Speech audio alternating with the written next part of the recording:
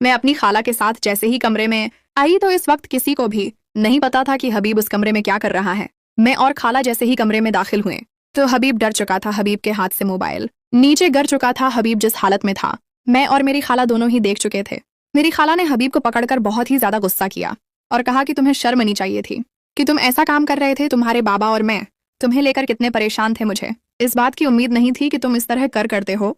मैंने खाला को कहा कि जो गलती होनी थी होगी, अब हबीब को माफ कर दें। हबीब ने कहा कि अभी बताएंगे मैं क्या करूं, मैं जवान हूं, खूबसूरत हूं, मेरी 22 साल उम्र हो चुकी है, आप लोग मेरी शादी कर दें। मैंने आप लोगों से कितनी बार कहा है।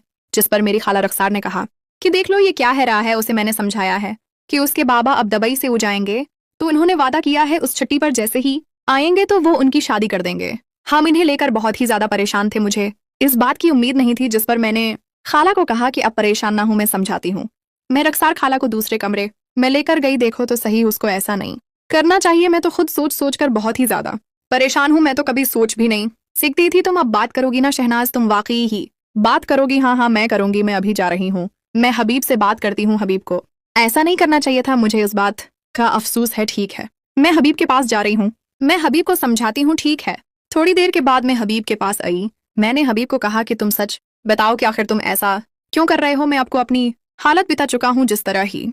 हबीब ने मेरा हाथ पकड़ा तो मैं जैसे करंट दौड़ने लगा।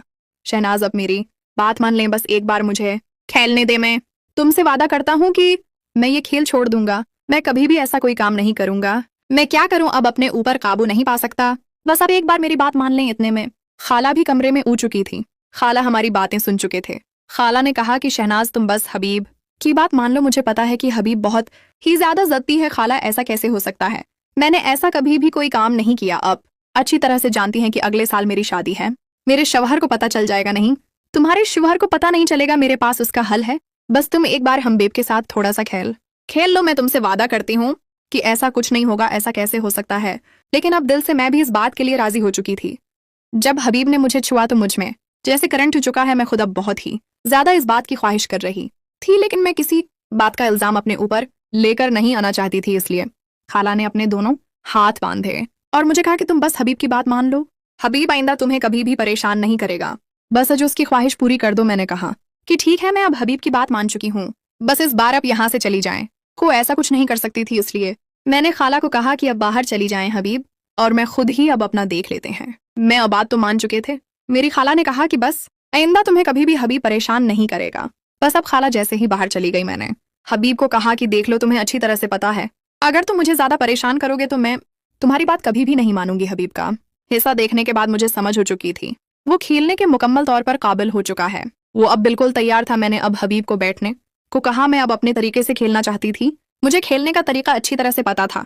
मैं नहीं चाहती थी कि हबीब और मेरे पीछे किसी कसम की भी कोई गलत फहमी हो। मैं जैसे जैसे अब खेलने लगी, हबीब के चेहरे पर खुशी साफ नजर रही थी। मैं बहुत ही ज्यादा खुश थी। मैं जब भी अब इन तमाम चीजों की जरूरत थी, लेकिन हबीब जैसा एक अच्छा लड़का मुझे मिल जाएगा मैंने कभी सोचा भी नहीं था। मैं अपने तरीके से खेल रही थी।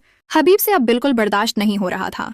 मुझे भी लगा कि अगर ऐसे ही हबीब थक गया तो फिर कैसे खेल पाएगा। इसलिए मैंने हबीब को एक अच्छी सी पोजीशन बनाकर दी। मैंने हबीब को कहा कि तुम मेरे साथ अच्छी तरह से खेल सकते हो, लेकिन अगर तुमने मुझे ज्यादा परेशान किया तो बहुत बड़ा होगा। नहीं नहीं, मैं तुम्हें परेशान नहीं करूंगा। हबीब ने कहा जरूर था, लेकिन जैसे ही खेलने लगा तो मुझे काफी परेशानी हुई। मैंने कहा हबीब इसलिए तो मैंने तुम्हें नहीं कहा था। हम दोनों की बातें शायद खाला सुन रहे थे। खाला ने इसी वक्त दरवाजे पर दस्तक दी। उठकर हबीब गया तो खाला के हाथ में मैग बोतल थी। हबीब को कहा कि अगर तुमने रखसार को परेशान किया तो बहुत बड़ा होगा। नहीं नहीं, अब परेशान ना हूं, अब वैसा नहीं होगा। थोड़ी देर के बाद मैं अब बहुत ही ज्यादा खुश थी, क्योंकि अब मुझे पता था कि हबीब मुझे ज्यादा परेशान नहीं करेगा। इस पर हबीब ने बड़ी आसानी से अपनी मंजिल को पा लिया था। हम दोनों ही काफी अजीब हालत में थे।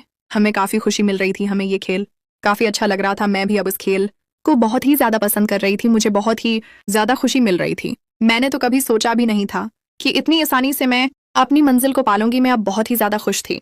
मैंने हबीब को कहा कि अब तो तुम भी खुश होना।